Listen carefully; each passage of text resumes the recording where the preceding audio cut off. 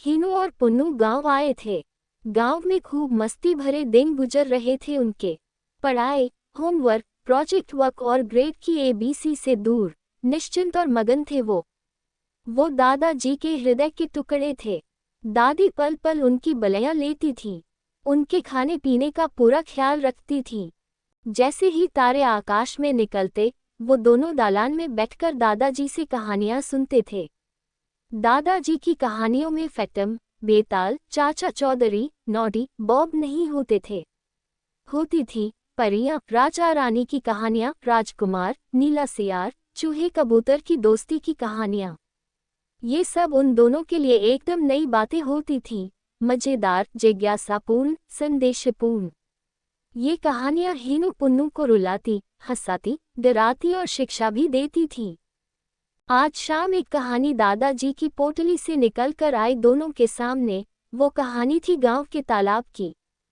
दादाजी ने सुनाना शुरू किया। बच्चों, गांव के शिव मंदिर वाला तालाब देखा है ना? उसकी कहानी सुनो, जो मैंने अपने दादाजी से सुनी थी। हीनू और पुन्नू की आंखें फैल गईं। दादाजी की कहानी चलती रही। कहते हैं, कभी इस तालाब को बगल के बगीचे में उतरी परियों ने एक ही रात में खोद दिया था। सुबह हुई तो ये देखकर गांव के लोग चकित रह गए। इतना बड़ा तालाब, साफ पानी और चारों ओर पक्के घाट। लोग डर गए इस जादुई चमत्कार से। गांव वालों ने मिलकर बगल में एक शिव मंदिर तैयार करवा दिया। कोई भी उस तालाब का पानी नहाने में उपयोग नहीं करता था। कुछ साधु एक दिन घूमते हुए उधर से गुजरे। लोगों ने उन्हें अपने डर और तालाब बनने की कहानी सुनाई। साधुओं ने वहीं डेरा डाला और दूसरे दिन तालाब की पूजा की। साधुओं ने तालाब में प्रेमपूर्वक स्नान किया और आंखें मूंद कर पानी में हाथ डाला तो उनके हाथ में पीतल के कई बर्तन आ गए, जो रसोई और खाना खाने के काम आते थे। इस करिश्मे को देखकर सभी चकित रह गए। साधुओं ने पुनः उन बर्तनों को पानी में डाल दिया। लोगों ने साधुओं से इसका कारण पूछा तो साधुओं ने बताया, परियों ने लोक कल्याण के लिए ये तालाब खोदा है। गांव वाले, बाहर से आए व्यापारी, साधु महात्मा तालाब का स्वच्छ जल पिएं, स्नान करें, बर्तन निकालकर रसोई बनाएं और जाते समय पुनः बर्तन को पानी में रख दें।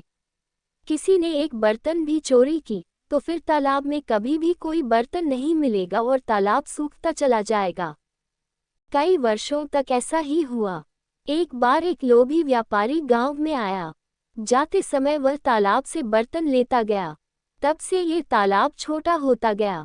इसका जल गंदा हो गया, घाट टूट गए, ये किसी उपयोग के योग्य नहीं रहा। कहानी सुनकर हीनू और पुन्नू बहुत दुखी हुए। दादाजी का हाथ पकड़कर पुन्नू ने कहा, हम कभी किसी की कोई वस्तु चोरी नहीं करेंगे और सबको बताएंगे कि इससे दूसरों का बड़ा नुकसान हो सकता है। बच्चों को इस कहानी से बहुत बड़ी शिक्षा मिल गई थी। दादाजी भी बच्चों को देखकर खुश थे।